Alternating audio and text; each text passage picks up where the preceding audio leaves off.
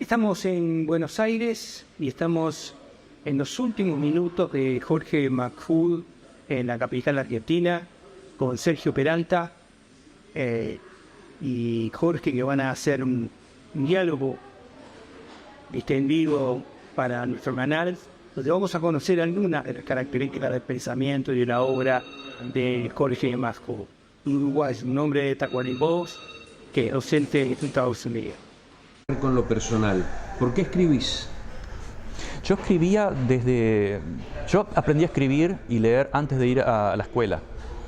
Y eso me dejó algunos errores ortográficos por mucho tiempo. Y era hiperactivo, bueno, y la escritura era una forma de canalizar eso. Luego escribía muchas cartas a mis abuelos en Colonia, escribía obras de teatro donde varios de los personajes del verano eran personajes no ficticios, reales, de esas obras de teatro. Escribía en una máquina que mi padre tenía en el dormitorio que compartía con mi hermano. Escribía, por ejemplo, hacía los resúmenes de historia en la secundaria, primero, segundo, tercero año de secundaria. Y como mis amigos no tenían el libro, yo en ese caso tenía el privilegio, mi padre me compraba el texto único, que además la palabra lo dice, texto único, esta es la historia, punto. Y entonces ponía papel calco y distribuía a mis amigos los resúmenes para que ellos tuvieran la oportunidad de intervenir en las clases, por ejemplo, de historia, geografía, etc. Alguna vez recuerdo, y algún amigo de Tacuarembó se acordará, que en cierto momento empecé por ejemplo, la historia de Estados Unidos sobre los Pieles Rojas, etc. Me parecía un poco... siempre tuvo esa sensación del divorcio entre el discurso oficial y la realidad, debido a que yo sabía lo que estaba por dentro, que ocurría en las cárceles de la dictadura, y en las escuelas nos decía vivimos en paz, incluso hasta democracia decían. Teníamos en el liceo una materia llamada Educación Moral y Cívica, y yo decía... Primero, no, era de un gobierno no educado, mucho menos moral y ni siquiera cívico. Y nos daban clase de educación moral y cívica. Está bien, no acuso a los profesores, tenían que sobrevivir, ¿no? Eso es incuestionable. Pero ese era el sistema, había un fuerte divorcio. Y en los resúmenes recuerdo que casi como broma empecé a cambiar la historia. Y se las entregaba a mis amigos y bueno, ellos intervenían y el profesor se enojaba muchísimo, me dice, me estás tomando el pelo, ¿cómo? ¿Qué es eso? Bueno, entonces ahí está la escritura del ensayo, de la ficción, siempre me pareció un mundo maravilloso. Esto que decías de cambiar, no pude evitar asociarlo, esto que decías de cambiar alguna frase, inmediatamente me hizo acordar a la novela que escribió José Saramago sobre la historia sobre el cerco de Lisboa, sí, en donde van a escribir una historia y el editor se equivoca en una palabra y eso genera un lío, se arma una podrida, termina en una guerra por alguien que se equivocó, cambió una palabra al azar. En Indonesia, 2015, hubo matanza étnica y fue por una mala traducción de Facebook del nombre de esa etnia. Creo que tradujo esa etnia como colors, como que hay que matar colors, etc. Hubo un error de traducción y eso se viralizó. Algunos analistas directamente le responsabilizan a Facebook una sola palabra. Es decir, el lenguaje que siempre decimos es un instrumento cultural, político y militar, y sobre todo imperial. Cuando lo manejamos sin reflexionar mucho sobre la palabra. Tampoco podemos reflexionar todo el tiempo sobre cada palabra, claro, pero debemos ser conscientes que el lenguaje no es neutral. Tiene una fuerte carga ideológica, de género, de clase social, geopolítica, etcétera, etcétera. Las palabras son muy importantes, pero se da, como vos mencionás recién, en ese caso ficción, pero se dio en la realidad. En el caso de Facebook, son miles de muertos costó ese levantamiento artificial. Me contabas de una historia, seguramente los uruguayos, en Uruguay por supuesto y en la diáspora conocen la historia, pero como también esto es visto por argentinos, la historia y la experiencia que tuviste vos en la universidad y el trabajo que hicieron para que los egresados de esa facultad de arquitectura hicieran nada más ni nada menos que una vuelta al mundo y sí, poder recorrer 50 países eran. Bueno, en ese momento cada uno recorrió unos 35, 40. Sí. Luego, como en el aprendizaje, otros continuamos viajando, entre comillas, irresponsablemente, y conocimos muchos otros países más. A mí me sorprendió la tarea esta cooperativa. Sí. Viste que se demoniza la palabra cooperativa, sí. Inmediatamente dices tú, seguro que son comunistas, porque si son cooperativos... Exacto. Bueno, está demonizado porque los medios, la mayoría responden a intereses de capitales concentrados. Entonces, todo lo que no sea for profit, de beneficio económico directo, es demonizado. No solo los países son demonizados para demostrar no funciona de esa forma, son bloqueados, destruidos, demonizados, sino también ejemplos. Mondragón en España es una super cooperativa de varias decenas de miles y funciona, pero claro, no se escucha mucho sobre eso. Creo que hay varios ejemplos de cooperativas en Estados Unidos y están surgiendo, sobre todo en las crisis, que han salvado a miles de personas. Ahora recuerdo Jackson, en Luisiana, en California, hay muchos nuevos experimentos de cooperativas. Pero el caso de arquitectura, cómo los estudiantes nos organizamos, muchos éramos, como te contaba, yo, hijo carpintero, muchos veníamos del interior, nos ignorábamos cómo funcionaban las cosas, y en esa estructura de 3 generaciones, 3 años, que la de abajo trabajaba para la de arriba, había un aprendizaje en el hacer. Entonces no había una cabeza, un jefe, un empresario que decía cómo hacer las cosas. Y hace 50, no, en este momento ya hace como 70 años que funciona maravillosamente. En el resto del mundo, incluso en Estados Unidos, se sorprenden cómo estudiantes sin recursos económicos pueden organizar, recoger tanto dinero, construir casas, rifarlas, invertir, etcétera. Si no es una empresa capitalista, bueno, estamos en un marco capitalista, pero la organización ultra efectiva, con todos sus defectos, pero a las pruebas está la historia y los resultados, muy efectiva, y cada miembro de nosotros aprendimos de esa experiencia. Y yo en el medio del viaje me iba a otros países porque bueno, es más fácil de lo que pensaba. Luego, cuando volvimos, me fui a África, trabajé en África mucho tiempo, en Costa Rica, en España. Es una persona humilde que aprendió de la experiencia cooperativa. Eso es un claro ejemplo. Otro elemento que yo he reflexionado y lo he puesto en algunos artículos hace 15 años es el experimento de Wikipedia, por ejemplo. ¿Cómo es posible que esa masa de colaboradores no genere un caos? Es decir, es un anarquismo, tiene ciertos moderadores, está bien, pero el 99% de los que crean Wikipedia es una anarquía total. Y es tanto o más confiable que la Enciclopedia Británica. Es cierto que tiene errores y no se puede citar Wikipedia porque cualquiera puede introducir un error, yo lo he hecho de prueba, y puede durar 24 horas. Pero si vemos el conjunto global de la experiencia, no es for profit, es decir, no es para buscar simplemente ganancia, no venden avisos, recogen algunas donaciones, no hay un jefe que dicta, imposible dictar o controlar cada millones de artículos, y funciona. Ese es otro, creo yo, otro modelo a mirar en este postcapitalismo que es muy necesario. El modelo capitalista enriqueció a un sector del mundo, destruyó el resto. Claramente hubo genocidios de cientos de millones de personas sacrificadas, muertas, hambriadas y aplastadas. La riqueza de África, de Asia y de América Latina totalmente robada por siglos, etcétera, para enriquecer los centros del norte. Pero estamos en un momento en que todo eso ya ni siquiera para el norte funciona. Ni siquiera a través de guerras. Bueno, las guerras son unas consecuencias, pero estamos destruyendo el planeta, estamos destruyendo el futuro de nuestros hijos, estamos viviendo de los créditos, es decir, le estamos robando a nuestros hijos y nietos bienestar, porque eso es el trabajo del banco, ¿no? El banco te presta, saca dinero del futuro y te lo presta, vos trabajás, me lo devolvés y yo gano la diferencia sin tener siquiera capital. Los bancos no tienen capital, inventan el capital de la nada, eso está claramente probado y ellos lo saben. Es más, Henry Ford en los años 30 se dice que dijo, menos mal que la gente no sabe cómo funciona el sistema bancario, porque si no tendríamos una revolución al otro día. Hay varias gente que conoce cómo funciona el sistema y a algunos nos interesa eso, y se sabe claramente que es un sistema dictatorial global. Es una dictadura global. Y la experiencia que decía, para volver a redondear, cooperativa del grupo de arquitectura Viaje, que todavía existe, el Viaje Arquitectura de Montevideo, que se fue copiado por otras facultades, etcétera, es un ejemplo claramente de cooperación efectiva dentro de un marco capitalista, porque es lo que tenemos.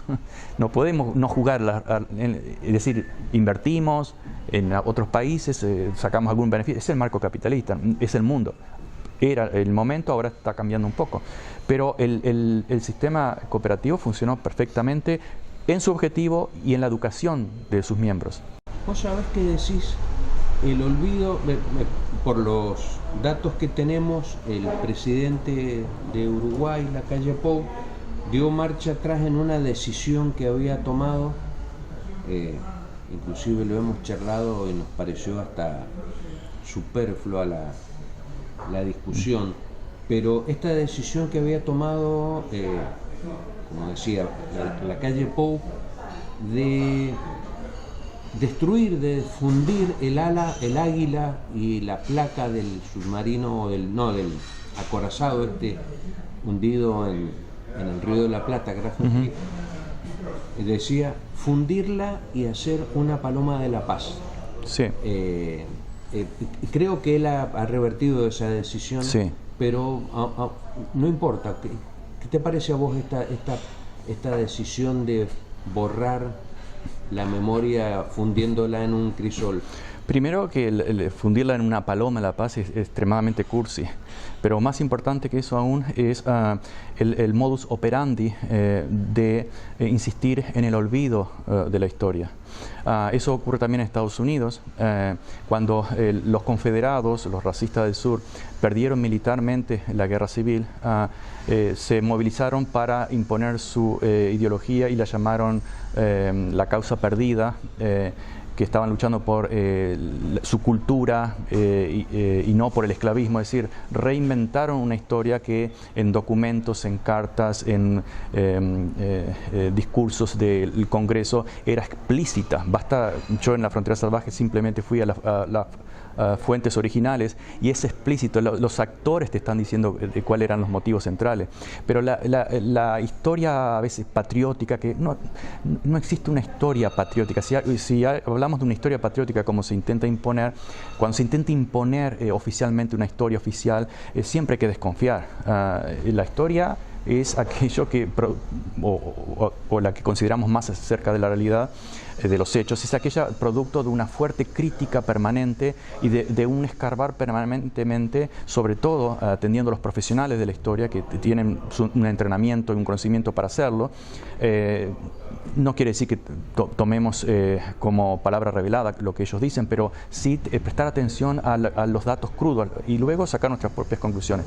En el caso de los monumentos, a principios del siglo XX, los confederados inundaron Estados Unidos de monumentos a héroes de la Confederación, es decir, los racistas que perdieron, cientos de monumentos en bronce. Y muy recientemente ha habido una ola de reivindicación de la otra historia, la historia de los esclavos, etcétera, y se ha dicho, bueno, bajemos esos monumentos. Y alguna gente dice, no bajemos los monumentos porque son parte de la historia. Y aquí hay que distinguir dos cosas. Un monumento es un reconocimiento de algo que aceptamos como positivo. Tenemos un monumento a algo. Una pieza de museo puede ser algo terrible, como puede ser una escultura, en este caso el águila del Graz Pi, alemana. Es memoria que debe ser conservada. Entonces esa es la diferencia entre monumento y pieza museística, pieza histórica, documento histórico. Ninguno de los dos deben ser eliminados, pero cuando esa pieza del horror está en una plaza pública, estamos diciendo estamos de acuerdo con esto o lo toleramos. Pasa con Franco en España, pasa con todos los Robert Lee en Estados Unidos. Yo he visitado Georgia, Charleston, etcétera, y todavía está Robert Lee, el general que luchó para mantener la esclavitud, para someter a unos en beneficio de una élite o de una clase social, etcétera. Esa es la diferencia entre monumento y la pieza histórica que hay que conservar para la memoria histórica. no se puede destruir eso porque en ambos casos es un ataque a la verdad. Vos sabés que dijiste la frontera salvaje y hemos estado en todo un tour por varias editoriales. Creo que finalmente una editorial va a tomar la posta y va a imprimir la frontera salvaje. Se han asustado por el volumen, pero... Claro. Pero la concurrencia de ayer convenció a algunos. Sí, yo creo que lo que pasó anoche en Caras y Caretas, especialmente estaba el editor en la reunión y quedó muy impresionado con la gente y con la participación.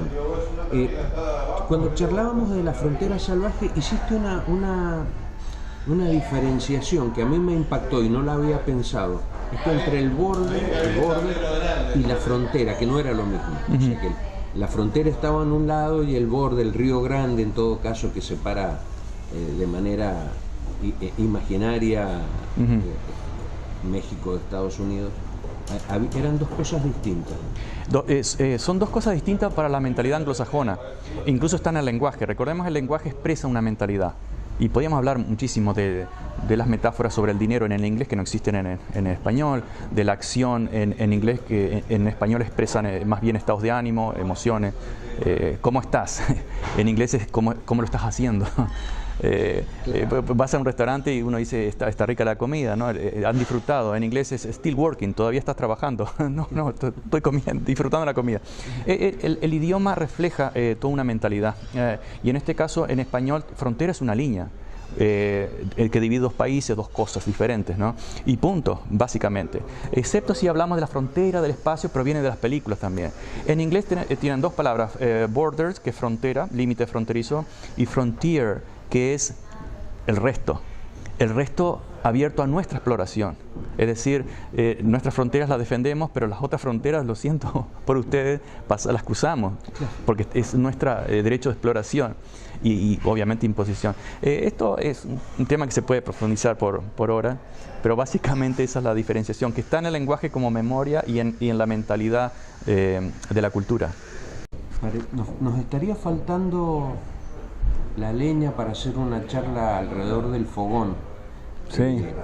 Y aparte para que los amigos uruguayos que están en la 808 se enteren de que estamos hablando, de que estamos haciendo esta grabación en un lugar donde los dos somos visitantes. Vos desde Estados Unidos, yo desde Mendoza, que nos hemos juntado. Y vos sabés que siempre me ha conmovido el relato que en algún momento prologó o extendió Eduardo Galeano sobre la historia de la tía Marta y lo que, digamos, esa muerte de la tía Marta y cómo se expandió como una gota, una piedra que golpea en el agua y se va expandiendo, los resultados de esa muerte trágica. Vos eras muy chico. ¿Qué te acuerdas de esa desgracia? Bueno, me acuerdo con mucha nitidez, yo tendría 4 años, sí, con muchísima nitidez cinematográfica. El momento e incluso las intenciones, por ejemplo, cuando un trabajador de ahí, que no recuerdo su rostro, eso sí, nos retiró a mi hermano y a mí de la habitación donde yacía esa tía con esa rosa de sangre en el pecho, y ahí interpreto o recuerdo la intención de proteger a esos niños, pero ya fuimos los primeros en llegar. Pero también antes, supongo que sobre todo después fuimos significando ese momento relacionado a por qué. Y luego cuando supimos de la historia previa, de ese acoso sádico a ese tío con esa mujer joven recién casada que decide suicidarse porque no soportó la tortura de su esposo. Y son personas que no figuran como desaparecidos, no figuran como víctimas de la dictadura, pero da una idea de hasta dónde se extendió el terrorismo de Estado y que a nadie no, pero a pocos le importan aparte de los familiares. Entonces a veces cuando frívolamente se cuentan y se dicen que en Uruguay solo hubo menos de 200 desaparecidos, como si fuera un número tan pequeño, se subestima y se trata de azucarar la historia, de banalizarla, como si el resto del país, o por lo menos una gran cantidad del país, aquella que no fue beneficiada por ese terrorismo de Estado, no hubiera existido. Y eso son armas políticas, obviamente, el olvido. Y aquellos que lo sufrimos, insistimos en recordar.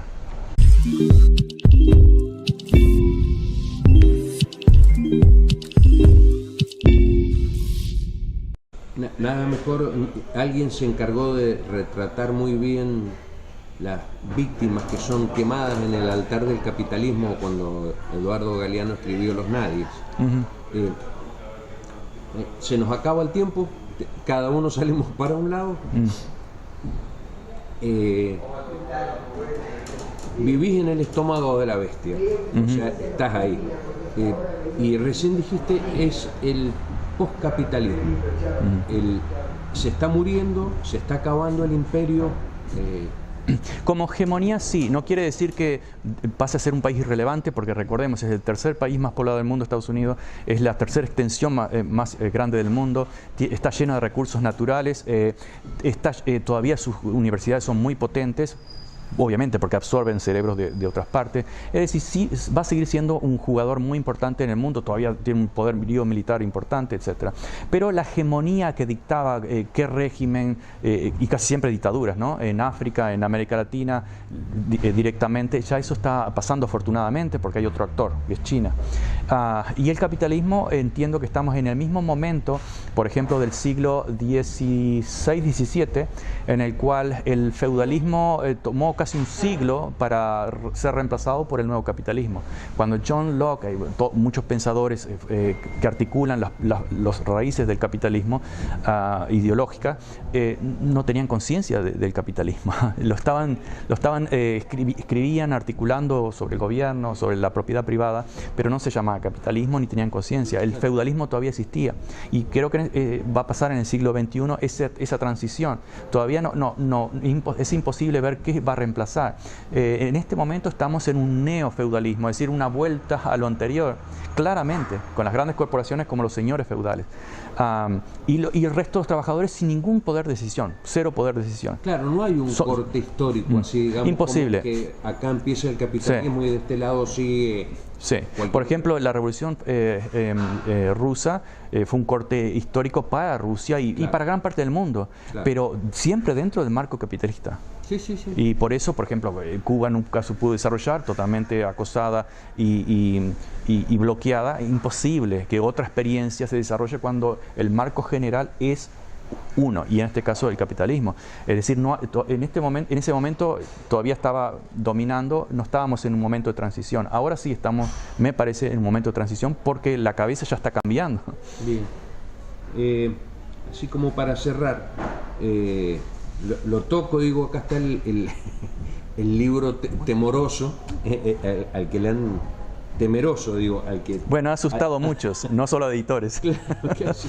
Y en algún momento asombrado los editores porque es un ladrillo. Y la verdad que vos como arquitecto es bastante parecido a un ladrillo. Un ingeniero en Texas me cuestionó porque había abandonado la arquitectura y sí, yo le dije que casi en broma, ¿no? Porque descubrí que el mundo no estaba hecho de ladrillos sino de palabras. Claro, está muy bueno.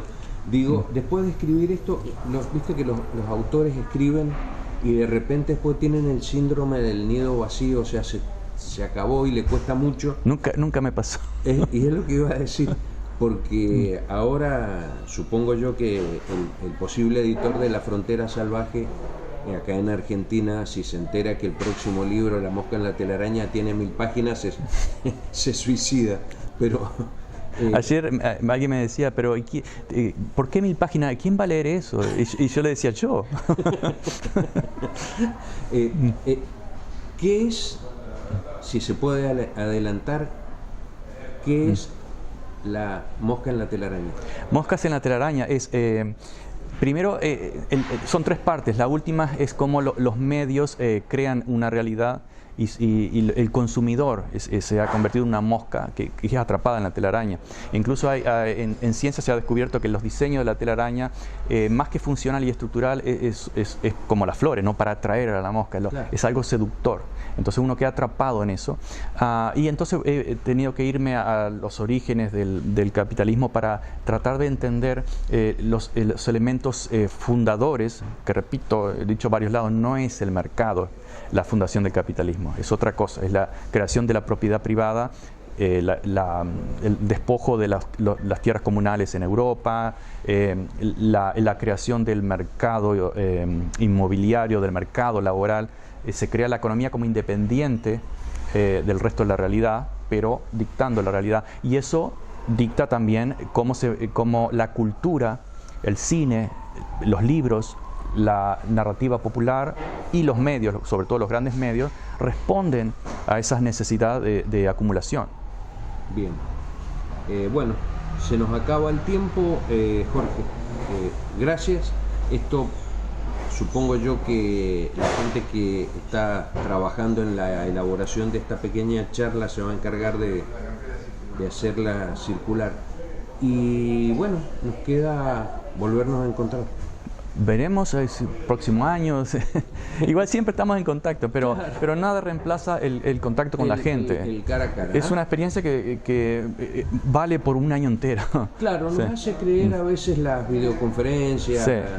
Está bien, pero no tiene nada que ver. Pero nada que ver. Sí, sí.